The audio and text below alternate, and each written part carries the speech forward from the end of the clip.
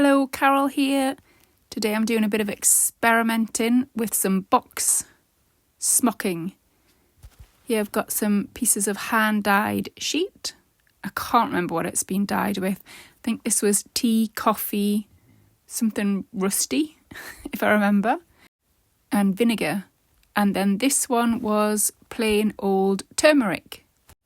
So I'm wanting to use those, but I've also got some stripy material out, a thinner one and a thicker one, just to see what kind of effects I'm going to get with the stripes.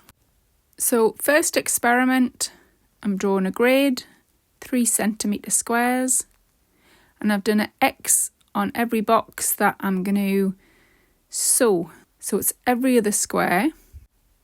So for this one I've started in the top right.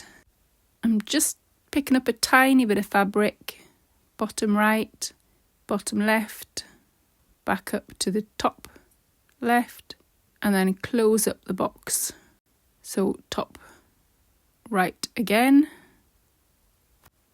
Then pull that thread. So you will want something quite resistant. You don't want this snapping, or you could double it.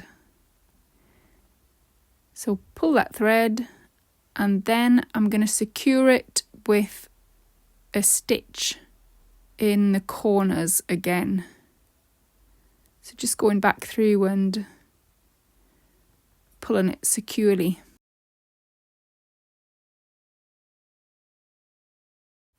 I'm considering this to be the wrong side, but you do see this side used as the right side, with a little bead in the middle or a contrasting thread. So do remember to look at both sides. And then I'm just going to go along every other box doing the same thing. I do hope everyone's having a nice summer now that we are absolutely in the summer months. We're having a heat wave here. So yesterday and today we got an email. School is shutting down, at least in the afternoon. Too hot, can't cope. 33 degrees, which is probably not even that hot for a lot of people, but it is hot for us here. Of course, you can use smocking for lots of things. Clothes, bags, cushions. I really dislike the word cushion. Just don't like the sound of it. But I do like a cushion. Just not the word. So this will be the right side. And it does look like nout at the minute. It's a load of rubbish. But you do have to straighten it up. And also, a small piece, you're not going to get a huge effect. I end up making this into a bookmark. So I push it kind of flat. But I guess that in general, when people do this smocking, it keeps a lot of bounce and texture. But I am going to push it all flat. I'm also going to pin around the edges where these folds are. I found that once I'd done the edges, it was easier to do the insides and straighten up these little square shapes. So this is what you end up with, and I'm going to sew it up and make it into a bookmark to have something practical. So that's the first experiment. I've used a vintage sheet on the other side of the bookmark and 4 little pom-poms. Let's get the current book I'm reading, have a little look. What does it look like in a book? Lovely, just the right length. This book's called Modern Romance, but it was already written in 2015. So I'm a bit slow to it, but it's still interesting how people meet and how they used to meet, how technology's changing things and what's acceptable in different cultures. Patati patata. Now, second experiment. A thinner piece of material and do smaller squares, and I'm not going to squash them down. But I'm going to do the same thing, a grid Each square here is 1.5 centimetres. Sew into the square.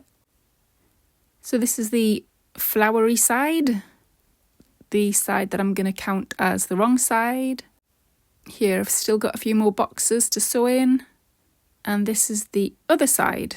So I'm going to keep this one quite bouncy, but you can see that you still do have to faff on quite a bit.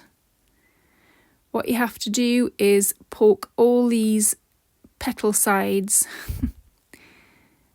You have to pull them up or poke them through from the other side. So I did a bit of both and used these tweezers to try and pull them up. But it is faff, faff, faff. Then I wasn't sure what to do with this piece, so I just stuck a zip on it and made it into a little pouch. Let's have a look. Wouldn't do this one again, just too little and too fiddly. But it's done now. Right, that's the second project. Final experiment with a slightly different grid. I've done a grid of 2 centimetres. And this time, instead of doing every other square, I'm going to leave 2 squares around each square. So again, I'm going to do an X on each box that I'm going to sew in so I don't get mixed up. So we'll leave in 2 squares in between each one. And then exactly the same thing.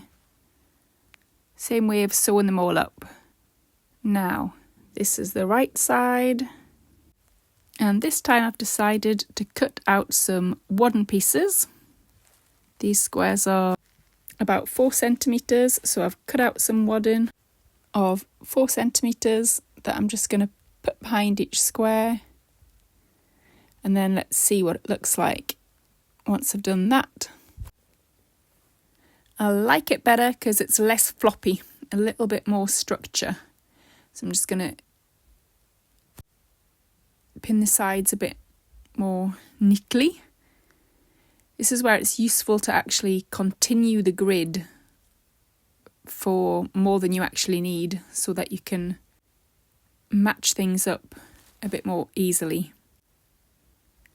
The wadding kept on falling out, so I decided to put some stitches across the wadding just to keep it all in place. Only took a couple of minutes. So I think it was worth doing it. And then I'm going to put a border around it and make it into something useful. So let's have a look. With the border on. I do prefer it with a border on. It looks a little bit less tatty. And I've put a line of stitching. And this is my last project. A little book cover. I've even added a label on the other side. There's some labels that I got made because I'm making some bags, maybe to sell at a Christmas market or something. Tell you about that another time. I've only actually got one made, but a few cut out, all made with reclaimed fabrics. So there we go, my 3 little projects, attempts at smocking. Thank you so much for watching. Have a lovely, lovely week. That's all for now. Bye-bye.